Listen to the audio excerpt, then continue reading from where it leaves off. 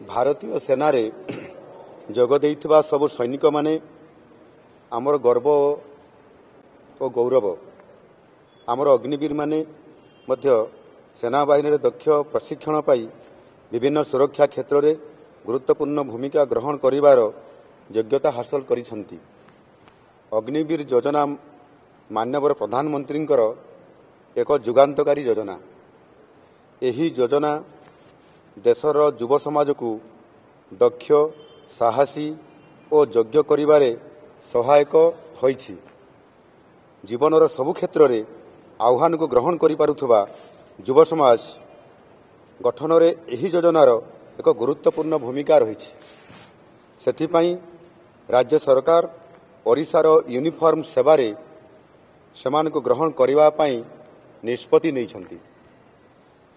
मु एठारे घोषणा करूअछि जे ओडिशार जो अग्निवीर माने सेना बाहिनी रे भर्ती होई नथिबे सेमानंक पाई राज्यर सबु यूनिफॉर्म सेवारे नियुक्ति पाई 10% पर्यंत संरक्षण दियाजिबो।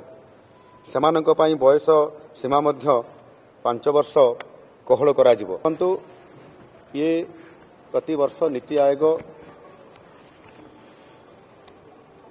सबु राज्यर मुख्यमंत्री एवं उपमुख्यमंत्री मानकु डाकी थांती एवं सेथिपाई राज्यर किभଳି भाबरे आगामी दिन मानकरे बा प्रति वर्ष से राज्यर किभଳି भाबरे विभिन्न प्रकार योजना को कार्यकारी करिवा पाई को प्रकार प्रस्ताव सरकार राज्य सरकार माने आह्वान करुछंती, प्रस्ताव दउछंती।